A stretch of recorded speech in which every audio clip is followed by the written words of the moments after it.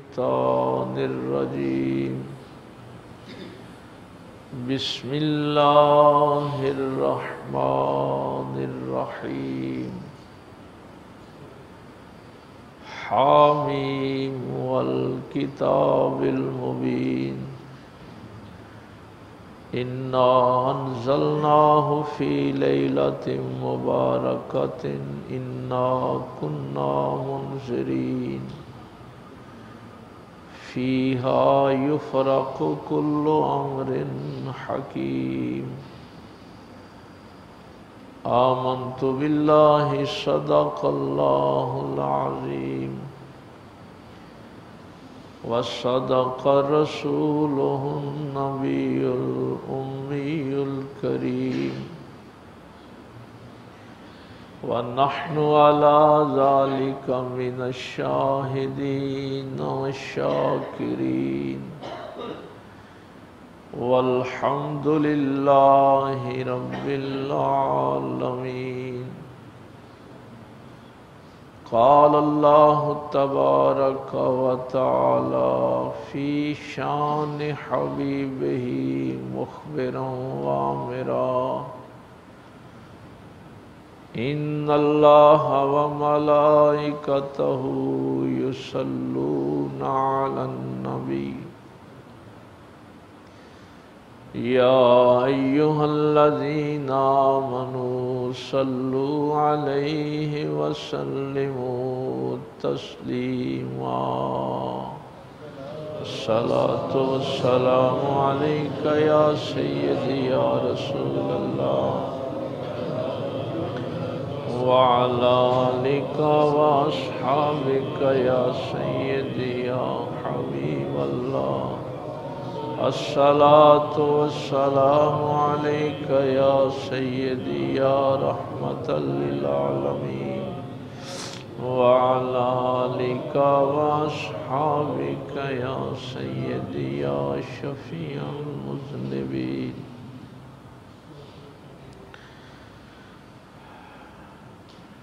اللہ رب العزت کی حمد و ثنا کے بعد اور پاک پیغمبر صلی اللہ علیہ وآلہ وسلم پہ ہدیہ درود و سلام پیش کرنے کے بعد نہایت ہی واجب الاحترام معزز سامعین، بزرگوں، دوستوں، عزیز بھائیوں، اللہ تعالیٰ کی رحمت تو ہر وقت اس کے غضب پر غالب رہتی ہے، اور کائنات کا نظام اس کی رحمت کی وجہ سے چل رہا ہے۔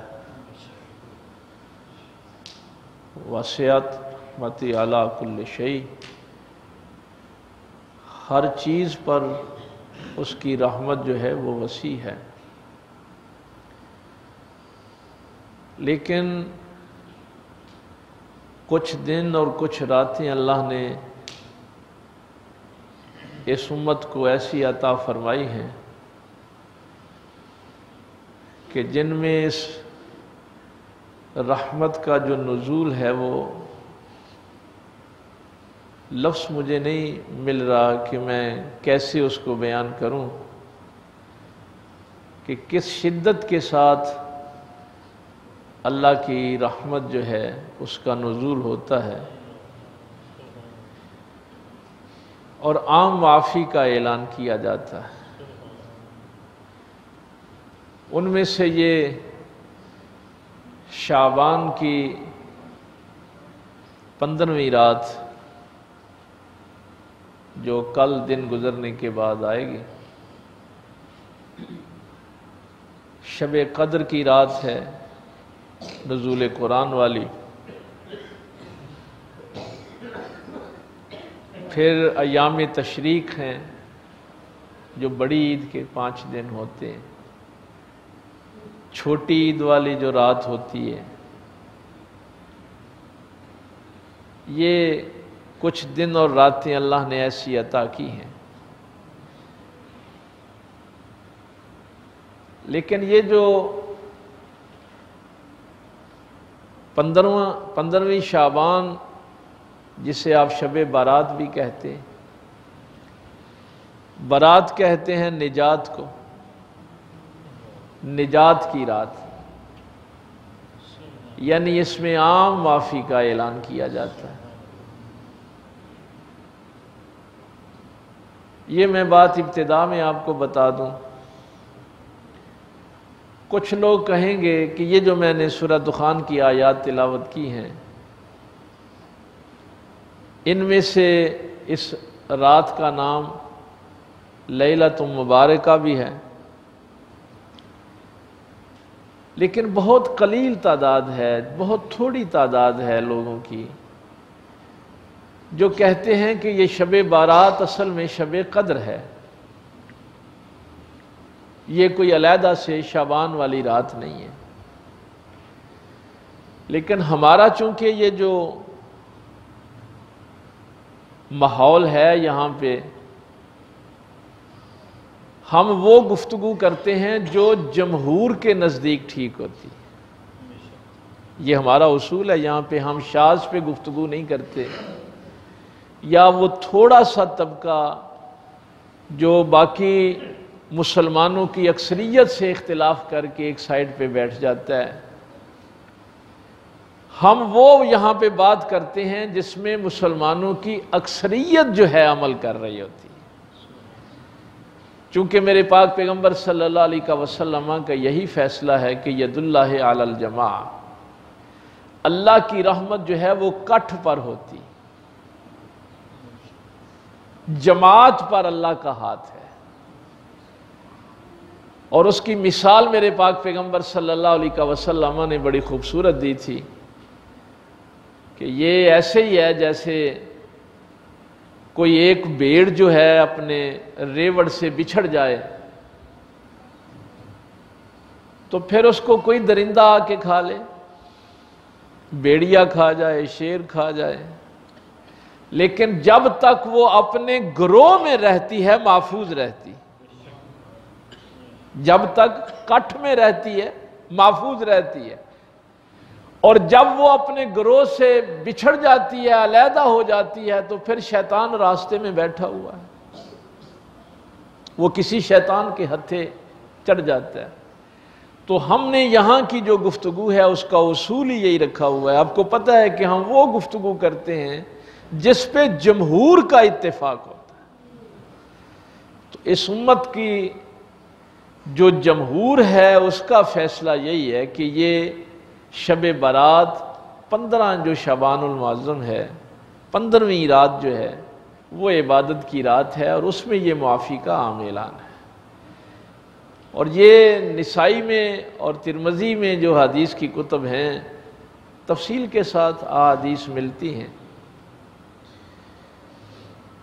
اور مثال جو میرے پاک پیغمبر صلی اللہ علیہ وسلم نے دی کہ آسمان دنیا، یہ جو پہلا آسمان ہے نا، اس کو کہتے ہیں آسمان دنیا۔ کبھی آپ کوئی کتاب پڑھ رہے ہوں یا کسی عالم کی گفتگو سن رہے ہوں تو ذکر آ جائے نا آسمان دنیا کا، تو آپ کو پتہ ہونا چاہیے کہ آسمان دنیا کیا ہے۔ تو یہ جو پہلا آسمان ہے اس کو آسمان دنیا کہتے ہیں۔ تو آسمان دنیا سے اللہ کی رحمت جو ہے وہ آواز دیتی ہے کہ کوئی ہے رزق مانگنے والا، اس کو رزق دیا جائے، کوئی ہے شفا مانگنے والا، اس کو شفا دی جائے، کوئی ہے حاجت مند، اس کی حاجت کو پورا کیا جائے۔ تو یہ صدائیں ساری رات جو ہیں وہ آتی رہتی ہیں حتیٰ کہ صبح طلوع ہو جاتی۔ یہاں تک تو جمہور کا اتفاق ہے، اور باقی بھی آپ کے علم میں ہیں یہ چیزیں ساری۔ پاک پیغمبر صلی اللہ علیہ وسلم اس مہینے میں رمضان کے علاوہ سب سے زیادہ روزے رکھتے تھے۔ تو سیدہ عائشہ صدیقہ رضی اللہ تعالی عنہا ام المومنین فرماتی ہیں کہ جب میں نے پوچھا کہ یا رسول اللہ صلی اللہ علیہ وسلم آپ شعبان میں کثرت سے روزے رکھتے ہیں، تو پاک پیغمبر صلی اللہ علیہ وسلم نے فرمایا کہ اس لیے روزے رکھتا ہوں چونکہ اس ماہ مبارک میں یہ جو میں نے آیت پڑھی ہے فیہا یفرق کل امر حکیم، تمام امور جو ہیں وہ اس رات میں طے کیے جاتے ہیں۔ تو فرمایا کہ کئی لوگ دنیا میں اپنے مخالفین کے خلاف سوچ رہے ہوتے ہیں اور ادھر موت کے پتے پہ اس کا نشان لگ جاتا ہے کہ اس نے مر جانا ہے۔ کوئی اپنے کاروبار کا سوچ رہا ہوتا ہے لیکن اس کو پتہ نہیں ہوتا کہ اس کا پتا جھڑنے والا ہے۔ تو پاک پیغمبر صلی اللہ علیہ وسلم نے فرمایا کہ عائشہ، میں یہ چاہتا ہوں کہ جب میرے اگلے سال کے معاملات لکھے جا رہے ہوں تو میں اس وقت روزے سے ہوں۔ تو اس لیے روزے کے متعلق جو اختلاف ہے وہ یہی ہے کہ وہ صرف یہی نہیں ہے کہ اگلے دن کا روزہ، وہ چونکہ سرکار نے فرمایا کہ اس وقت میں روزے سے ہونا چاہتا ہوں جب میرے معاملات لکھے جا رہے ہیں، اس لیے پاک پیغمبر صلی اللہ علیہ وسلم اس ماہ مبارک میں روزے بھی کثرت سے رکھتے تھے۔ اور عام معافی کا اعلان،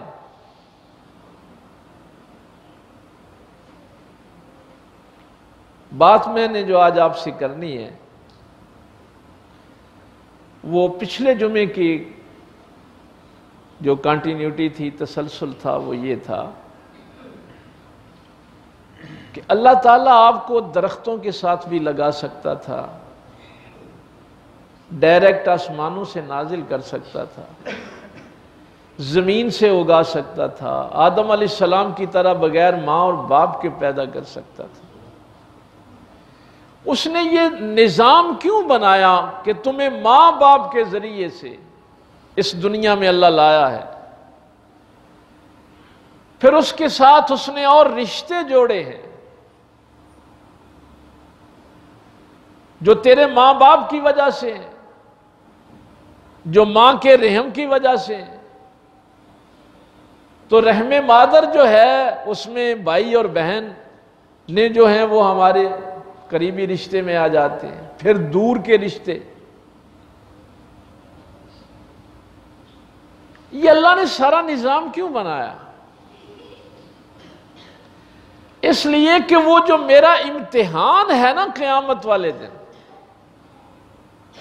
یہ میں پچھلے جمعے یہاں پہ چھوڑ کے گیا تھا آپ کو، کہ اللہ تعالیٰ نے یہ سسٹم، یہ نظام اس لیے بنایا ہے کہ میرا قیامت والے دن جتنا بھی حساب ہے وہ ان رشتوں کے حوالے سے، کہ میں نے ان رشتوں کے ساتھ توازن رکھا ہے یا نہیں رکھا، ان کے حقوق ادا کیے ہیں یا نہیں کیے۔ میرے زیادہ تر معاملات جو ہیں یہ ان لوگوں کے حوالے سے، پھر جہاں جہاں میرا تعلق بنتا ہے ہر تعلق کے حقوق ہیں۔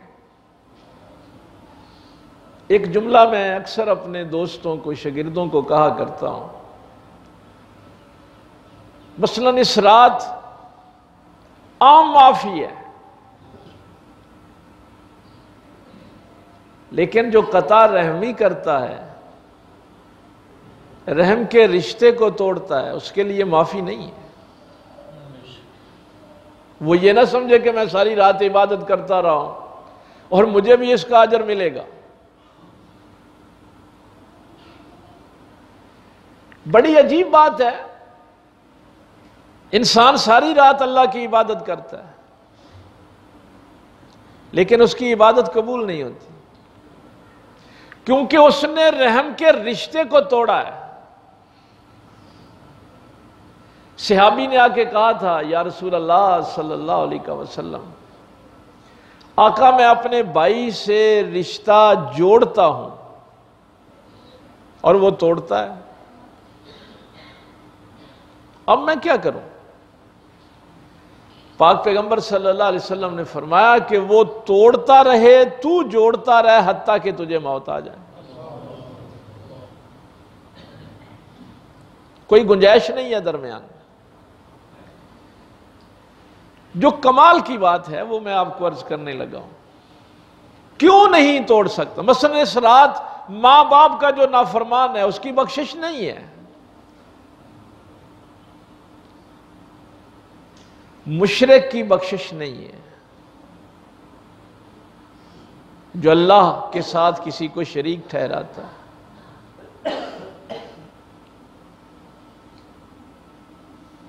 بڑی اہم بات یہ ہے کہ جو میرے باپ کا رشتہ ہے وہ میری مرضی کا نہیں. جس شخص کو اللہ نے میرا باپ بنایا نا وہ میری مرضی سے نہیں بنایا. جس کو اللہ نے میری ماں بنایا ہے وہ میری مرضی سے نہیں بنایا.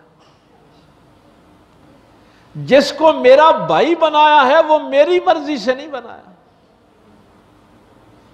جس کو میری بہن بنایا ہے وہ میری مرضی سے نہیں بنایا. یہ سارے رشتے اللہ کی مرضی سے. میرے باپ کا رشتہ میرے اللہ کی مرضی سے. میری ماں کا رشتہ میرے اللہ کی مرضی سے ہے. میرے بہن بھائیوں کا رشتہ میرے اللہ کی مرضی سے. تو جو رشتہ اس کی مرضی سے بنا ہے اسے تو اپنی مرضی سے نہیں توڑ سکتا. تیرے پاس یہ اختیار کہاں سے آ گیا کہ رشتہ اللہ بنائے اور تو کہے کہ میری مرضی ہے میں رکھوں یا نہ رکھوں؟ تو جس نے اللہ کے بنائے ہوئے رشتے کو اپنی مرضی سے توڑا اس کو عام اس مغفرت کی رات میں بھی معافی نہیں ملتی.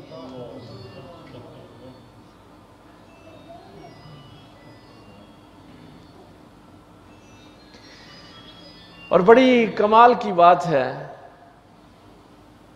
میرے پاک پیغمبر صلی اللہ علیہ وسلم نے فرمایا کہ اگر کسی کا بھائی کسی کے ساتھ زیادتی کرتا ہے، اس کا حق مارتا ہے،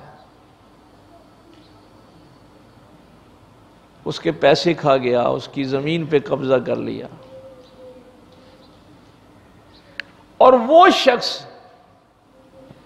اپنے اللہ رسول کی حیا کے لیے خاموش رہتا ہے کہ میرے اللہ رسول کا حکم ہے کہ اس رشتے کو نہیں توڑنا، اور اپنے حق کا مطالبہ نہیں کرتا،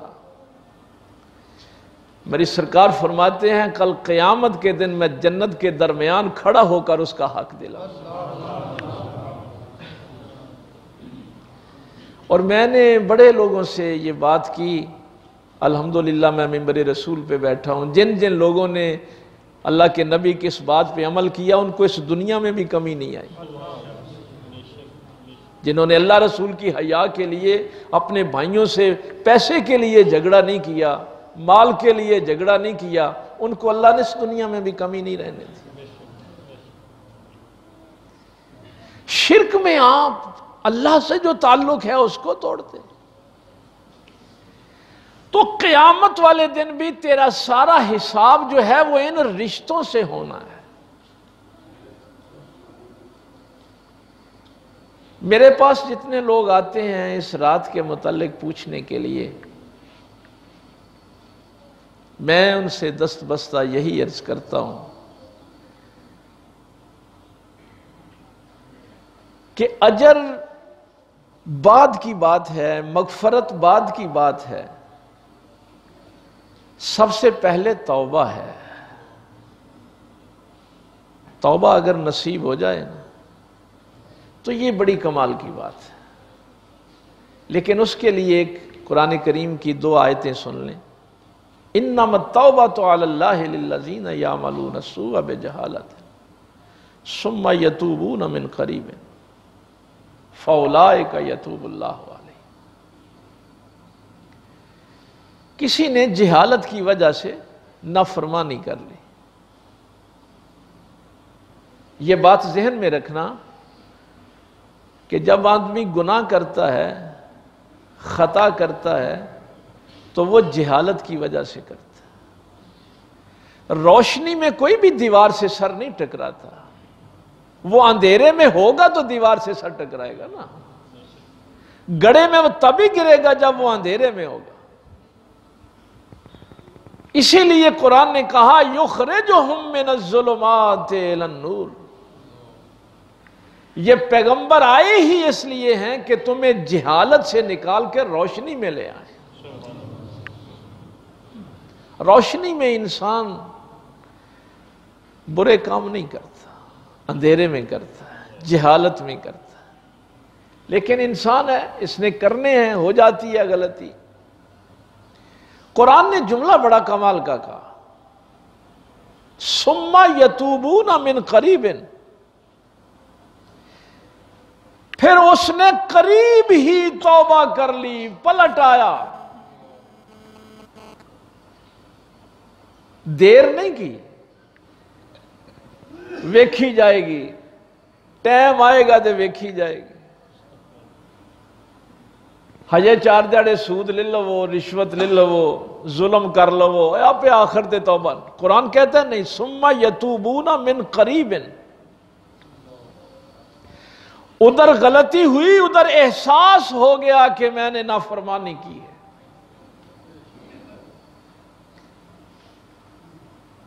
اب وہ نادم ہوا، شرمندہ ہوا۔ شرمندگی کے بعد یہ باتیں بھولنی نہیں ہیں، جو ہی احساس ہوا کہ مجھ سے نافرمانی ہوئی ہے تو وہ شرمندہ ہو۔ شرمندگی کے بعد اعتراف جرم کرے اللہ کے سامنے کہ مولا کریم یہ مجھ سے غلطی ہوئی ہے، دانستہ یا نہ دانستہ جیسے بھی ہو گئی ہے، نفس غالب آ گیا ہے، کوئی محفل بری تھی، کسی وجہ سے مولا کریم یہ مجھ سے ہوئی ہے۔ بزرگان دین نے ایک بڑا کمال کا جملہ اس 4 پارے کی آیت کے حوالے سے لکھا ہے۔ وہ کہتے ہیں کہ اللہ کی بارگاہ میں عالم بن کے نہیں جانا، جب اللہ کے سامنے پیش ہونا یہ نہیں کہنا کہ مولا کریم میں بڑا عالم ہوں، اللہ کہے گا جا دفع ہو، پھر تو پہلے ہی عالم ہے۔ اللہ کے سامنے متقی بن کے نہیں جانا، جب اللہ کی بارگاہ میں جانا ہے تو کیا کہنا ہے؟ مولا میں گر پڑا ہوں، مجھے سنبھال لے،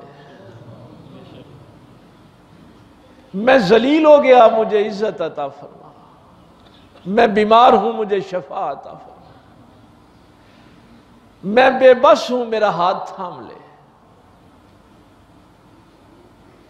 اعتراف جرم کرے، پھر توبہ کرے، معافی مانگے، استغفار کرے، اور پھر پکا عہد کرے کہ اس کے بعد میں یہ غلطی نہیں کروں گا۔ تو توبہ کا معنی ہے پلٹنا، یعنی اب اس نے رخ شیطان کی طرف سے ہٹا کے اپنا چہرہ اللہ کی طرف کر لیا۔ یہ نہیں ہے کہ زبان سے توبہ توبہ کر رہا ہے اور رخ اس کا ابلیس ہی کی طرف ہے، یہ مذاق نہیں اللہ سے کرنا۔ اور دوسری آیت سنیے، فرمایا وَلَيْسَتِ التَّوْبَةُ، ہاں یہ پہلے بات مکمل کر لوں، اب قریب ہی وہ نادم ہوا، شرمندہ ہوا، آنکھوں سے آنسو جاری ہو گئے، سر اللہ کی بارگاہ میں رکھ دیا، رو پڑا، معافی مانگ لی۔ میرے اللہ نے پتہ کیا فرمایا؟ ہائے ہائے ہائے، فرمایا اللہ نے اپنے اوپر واجب کر لیا ہے کہ اس کی توبہ ضرور قبول کرنی، اپنے اوپر لازم کر لیا ہے۔ یہ ہے جس نے قریب ہی شرمندگی کا اظہار کیا۔ اب اللہ اپنے اوپر لازم کر لیتا ہے، اس کو اپنی توبہ میں اب شک نہیں ہونا چاہیے، چونکہ یہ چیز اللہ نے اپنے اوپر لازم کر لی ہے کہ اس کی توبہ میں نے قبول کرنی۔ اِلَّا مَن تَابَ وَآمَنَ وَعَمِلَ صَالِحًا، جملے بڑے کمال کے قرآن کریم نے لکھے۔ پھر جب یہ توبہ کر کے آ گیا، ایمان لے آیا، وَعَمِلَ صَالِحًا، اور پھر نیک عمل کیے. توبہ کی یہ ترتیب قرآن کریم کی یاد رہے. توبہ کی، ایمان لے آیا، ایمان کے بعد عمل صالح کیے. فَأُولَئِكَ يُبَدِّلُ اللَّهُ سَيِّئَاتِهِمْ حَسَنَاتٍ. یبدل اللہ تبدیل کر دیتا ہے سیئاتہم حسنات. وہ جو 1000 2000 10,000 گناہ تھے نا، اللہ یہ نہیں کہتا کہ اس کے گناہ مٹا دو، اس کے اوپر قلم پھیر دو بس ختم، پچھلے گناہ اس کے معاف. نہیں، وہ رہنے دو اس کے نامہ اعمال میں. وہ 10-20 ہزار گناہ جو ہے نا وہ لکھے رہنے دو. اب ان گناہوں کو نیکیوں میں تبدیل کر دو. فَأُولَئِكَ يُبَدِّلُ اللَّهُ، اللہ تبدیل کر دیتا ہے اس کے گناہوں کو نیکیوں. یہ ہے توبہ کہ یعنی کیے میں نے گناہ تھے، ان کی جگہ نیکیاں لکھ دی گئی.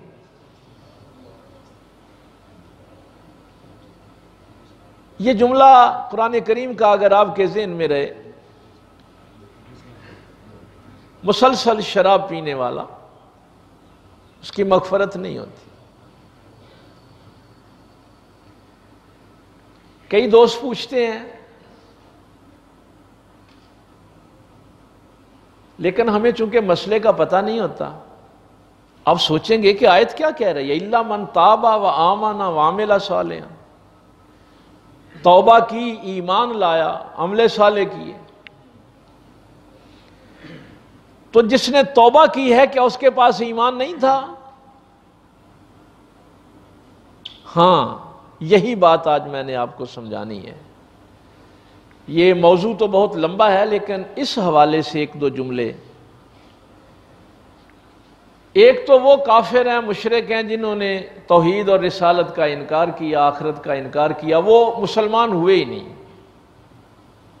ایک ہم ہیں جنہوں نے کلمہ پڑھا، ایمان لائے، مسلمان ہو گئے، ایمان والے ہو گئے. اب میرے اوپر یہ واجب ہے کہ میں اللہ کے حلال کو حلال سمجھوں اور اللہ کے حرام کو حرام سمجھوں. یہ ہے ایمان کا تقاضا بنیادی. اب شراب کو اللہ نے قرآن میں حرام قرار دے دی. اب اگر میں اس شراب کو محبت سے پیتا ہوں، رغبت رکھتا ہوں، اس کو حلال سمجھتا ہوں، تو میرا ایمان ضائع ہو گیا. اس کو مرتد کہتے ہیں. وہ مسلمان نہیں رہتا. ہم نے ان چیزوں کو بہت معمولی سمجھ لیا ہے. جب آپ اللہ کے حرام کو حلال سمجھتے ہیں تو آپ کا ایمان ضائع ہو جاتا ہے. اس کو قرآن کیا کہتا ہے؟ ارتداد، مرتد ہو گیا. ایک تو وہ کافر تھا نا جس نے مانا ہی نہیں، ایک یہ کافر ہے جس نے اللہ کے حرام کو حلال کیا اور وہ دارا اسلام سے خارج ہو گیا، مرتد ہو گیا. وہ کسی ایک حلال کو بھی حرام سمجھے اور کسی ایک حرام کو بھی حلال سمجھے. اللہ نے بے حیائی کو حرام قرار دیا ہے. اگر کسی بندے کی رغبت ہے بے حیائی کی طرف، محبت کرتا ہے اللہ کے حرام کے ساتھ، وہ دائرہ اسلام سے خارج ہو جاتا ہے. اس لیے فرمایا کہ اس نے توبہ تو کی لیکن اب دوبارہ کلمہ پڑھ کے مسلمان ہو، ایمان لائے. پھر آج کل تو چونکہ وہ ہمیں اور کاموں سے فرصت نہیں نہ ملتی، ہم نے لڑائی جھگڑے اتنے بڑھا دیے. ہمارے پچھلے جتنے بزرگ تھے، حضرت امام غزالی کو جب میں پڑھتا ہوں، مولانا روم کو پڑھتا ہوں، یا ہمارے تابعین میں سے امام اعظم ابو حنیفہ کو اور ان کے شاگردوں کو ہم پڑھتے ہیں، ایک بڑی عجیب بات ہمارے بزرگوں میں جو تھی وہ یہ تھی کہ وہ اپنے شاگردوں سے، اپنے مریدوں سے اپنے ساتھیوں سے یہ اکثر کہا کرتے تھے کہ ہر روز سونے سے پہلے تجدید ایمان کر لیا کرو،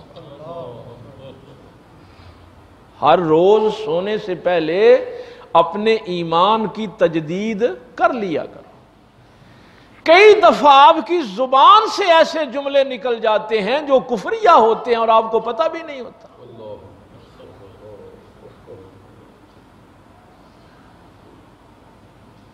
مثلا اگر کسی شخص نے، وہاں یہ لکھی ہوئی ہے بات، اگر کسی شخص نے یہ جملہ ہی کہہ دیا، او اللہ نے بھی کیڑی تقسیم کی تھی ہے، کہے نو انہ دے چھڑیا، کہے نو پکھیاں مار چھڑیا، یہ بھی کلمہ کفریہ ہے۔ وہ انسان دوبارہ کلمہ پڑھ کے مسلمان۔ پھر ہمارے ہاں دوسری ایک چیز جو تصوف میں چلتی تھی، اس کا بھی آج کل فقدان ہے، بڑی کمی ہے اس میں بھی۔ میں خواجہ نظام الدین اولیاء محبوب الہی سرکار کو جب پڑھتا ہوں تو آپ دوسرے تیسرے دن بابا جی کو پھر کہتے تھے مجھے بیعت، یعنی تجدید بیعت کرتے تھے۔ مثلا آپ نے شیخ کے ہاتھ پہ وعدہ کیا کہ میں جھوٹ نہیں بولوں گا، میں چوری نہیں کروں گا، میں بدکاری نہیں کروں گا۔ اب یہ معاہدہ آپ نے کلمہ پڑھ کے کیا، اب اگر آپ نے بدکاری کی تو وہ معاہدہ ٹوٹ گیا ہے، اب آپ مرید نہیں رہے۔ ہاں یہ تصوف کی زبان میں بات ہے، جس شخص نے اپنے شیخ کے ہاتھ پہ جو معاہدہ کیا تھا، اگر اس کی ایک شک کو بھی وہ توڑتا ہے تو وہ مرید نہیں رہا۔ اس لیے تجدید بیعت کا بھی تصوف کے اندر یہ سلسلہ موجود تھا۔ اور خواجہ نظام الدین اولیاء محبوب الہی سرکار کا وہ جملہ مجھے بڑا کمال کا لگتا ہے۔ ایک شخص نے کہا، اس نے کہا حضور یہ کیا لوگوں نے مذاق بنا لیا ہے کہ ایک دن بیعت ہوتے ہیں، اگلے دن پھر تجدید بیعت کے لیے آ جاتے ہیں، کہتے ہیں حضور ہم نے وعدہ کیا تھا کہ جھوٹ نہیں بولیں گے، وہ فلاں جگہ گئے وہ جھوٹ بول لیا، دوبارہ بیعت کریں چونکہ پچھلا معاہدہ تو ٹوٹ گیا۔ تو سرکار خواجہ نظام الدین اولیاء محبوب الہی تجدید بیعت پہ ہی لگے رہتے تھے۔ تو اس نے کہا حضور یہ لوگوں نے مذاق بنایا ہوا ہے، تو چھوڑیں، جو معاہدہ توڑتا ہے پھر اس کو مرید نہ رکھیں۔ آپ رو پڑے، آپ نے فرمایا جب کوئی بندہ آ کے یہ کہتا ہے کہ وہ جو میں نے بیعت کے وقت معاہدہ کیا تھا وہ ٹوٹ گیا ہے، تو مجھے دوبارہ بیعت کریں، اس معاہدے میں دوبارہ لے کے آئیں، تو مجھے شرم آتی ہے کہ میں کتنی دفعہ اللہ سے معافی مانگتا ہوں، میرے اللہ نے تو مجھے کبھی نہیں دھتکارا، میرے اللہ نے تو مجھے کبھی نہیں کہا کہ پھر معاہدہ توڑ کے آ گیا ہے۔ میں ہر روز اس سے معافی مانگتا ہوں، وہ ہر روز مجھے معاف کرتا ہے، تو میں کیسے ان لوگوں سے کہوں کہ اب میں نے تمہاری تجدید بیعت نہیں کرنی۔ تو تجدید ایمان ہر روز کیا کریں۔ ہماری اصل پرابلم یہ ہے کہ ہمارا تجدید ایمان نہیں ہے۔ تو یہ تفصیلاً تو پھر کسی دن اس پہ گفتگو کریں گے، آج اتنی بات صرف سمجھ لیں کہ جس شخص نے اللہ کے حلال کو حرام سمجھ لیا اور اللہ کے حرام کو حلال سمجھ لیا وہ مرتد ہو جاتا ہے۔ یہ کوئی مذاق نہیں ہے کہ میں اپنی مرضی کی زندگی گزارتا پھروں۔ اس لیے فرمایا الا من تاب وآمن وعمل صالحا، توبہ کی ہے تو اب تجدید ایمان بھی کرے، اب اللہ پر ایمان لائے، اس کے رسول پر وہی جو معاہدہ ہے پہلے کہ جس کو اللہ نے حلال کیا ہے میں اس کو حلال سمجھوں گا، جس کو اللہ نے حرام کیا میں اس کو حرام سمجھوں گا۔ تو ہم یہ شعوری ایمان جو ہے اس کو نہیں سمجھ سکے۔ عادی زانیہ مرد ہو یا عورت، چونکہ لفظ زانیہ کا استعمال ہوا ہے، اس کی توبہ قبول نہیں ہوتی۔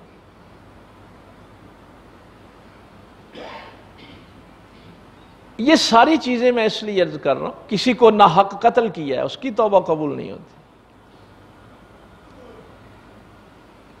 میں پتہ کس توبہ کی بات کر رہا ہوں، یہ جو آیت سنانے لگا ہوں، وَلَيْسَتِ التَّوْبَةُ، اس کی کوئی توبہ نہیں ہے. یعملون السیئات حتی اذا حضر احدہم الموت، موت کو دیکھ کے جو توبہ کرنی شروع کرے اللہ اس کی توبہ قبول نہیں کرتا. اس لیے میرے پاک پیغمبر صلی اللہ علیہ وسلم نے فرمایا تھا کہ موت سے پہلے اس زندگی کو غنیمت سمجھو. اب جب اس رات میں آپ عبادت کریں اور ذہن میں یہ بات ہو کہ کہیں میرے پتے پہ بھی نشان نہ لگ گیا ہو، تو پھر وہ جو آپ توبہ کر رہے ہیں، اللہ سے معافی مانگ رہے ہیں، یہ جتنے جرموں کا میں نے ذکر کیا، شرک سے پکی توبہ کریں ندامت کے ساتھ، رو کر اللہ سے معافی مانگیں، دعا کریں، اللہ معاف کرنے والا ہے. شراب سے پہلے معافی مانگیں، توبہ کریں، بدکاری سے پہلے معافی مانگیں، ورنہ یہ جو باقی آپ کے اعمال ہیں یہ کسی کام نہیں آئیں گے. ان سب چیزوں کا تعلق توبہ کے ساتھ ہے. اور پھر ایک اور بھی شخص ہے جو سینے میں دل میں کینہ رکھتا ہے. یہ کینہ کا لفظ آپ نے سنتے تو ہیں، شاید اس کی زیادہ معرفت عام لوگوں کو نہیں ہے. کینہ اس نفرت کو کہتے ہیں جو نفرت انسان اپنے دل میں پالتا ہے اور پھر یہ خواہش کرتا ہے کہ کب یہ میرے قابو چڑھے اور میں اس کو سزا دوں، اس کو نقصان پہنچاؤں. تو اس شخص کو ہم کہتے ہیں کمینہ. یہ لفظ کمینہ جو ہے نا یہ کینہ سے نکلا ہے، جو اپنے دل میں نفرتیں پالتا ہے اور پھر اس وقت کے انتظار میں رہتا ہے کہ کدوں میری پیش جائے تو میں انہوں نقصان پہنچاؤں. اس کی بھی عبادتیں اس رات میں قبول نہیں ہوتی. اور یہاں پہ میں آپ کو ایمان والے دل کی ایک بات بتا دوں.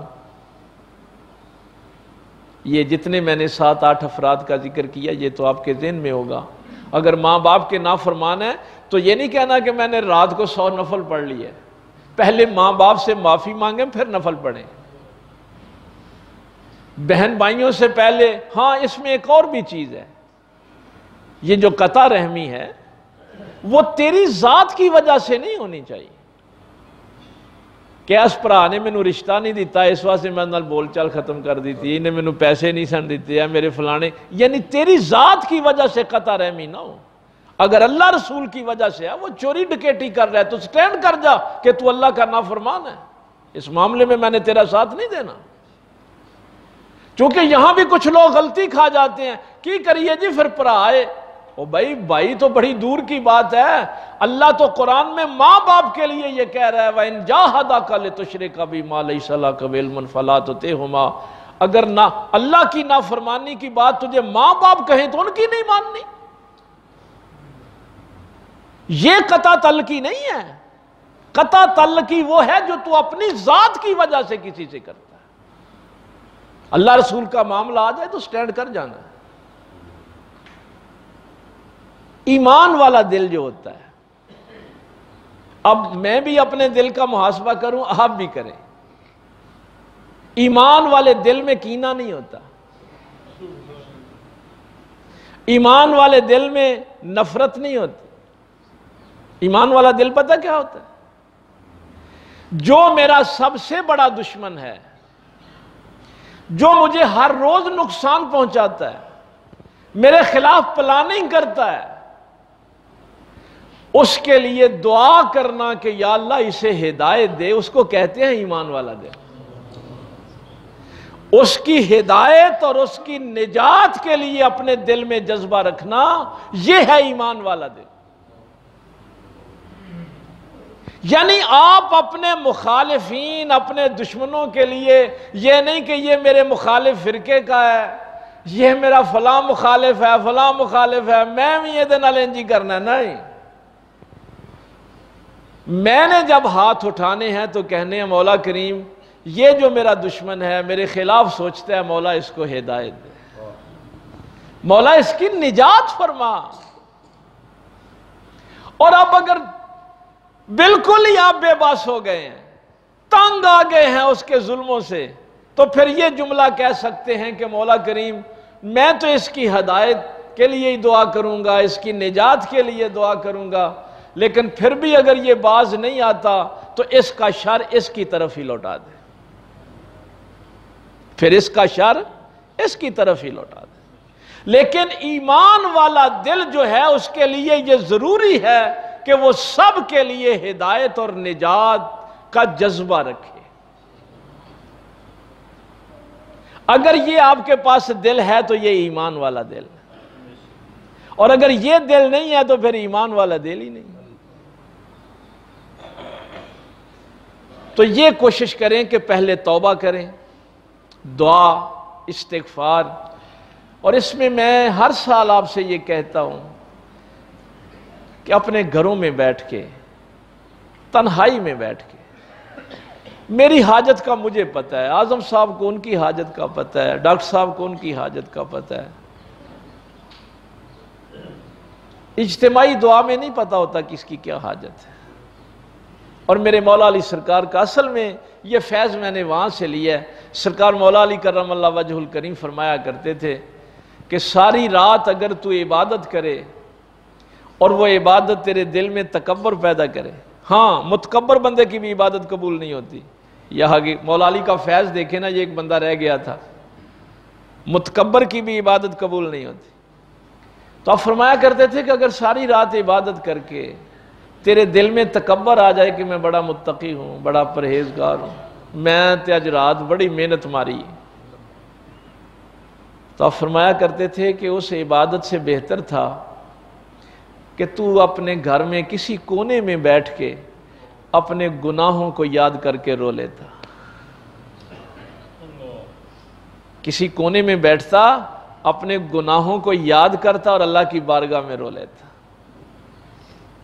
تو اگر ساری رات نفل پڑھنے ہیں، الا لالا کرنی ہے، تے سویر دی نماز نہیں پڑھنی، تو اس عبادت کا بھی کوئی فائدہ نہیں، چونکہ نفل اسی وقت قبول ہوتے ہیں جب آپ فرائض کی ادائیگی کرتے۔ تو عشاء کی نماز جماعت کے ساتھ پڑھیں، فجر کی نماز جماعت کے ساتھ پڑھیں۔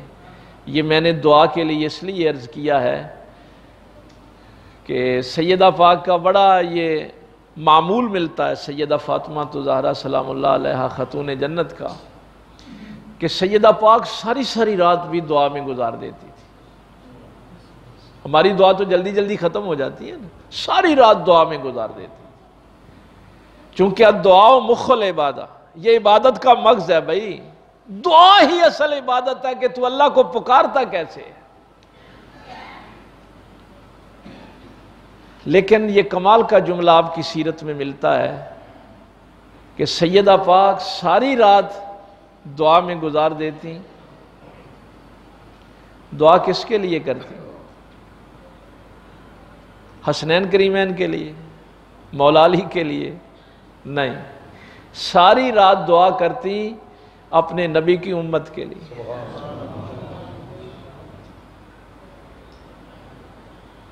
بڑے دکھ پہنچائے ہیں اس امت نے اہل بیت اطہار کو،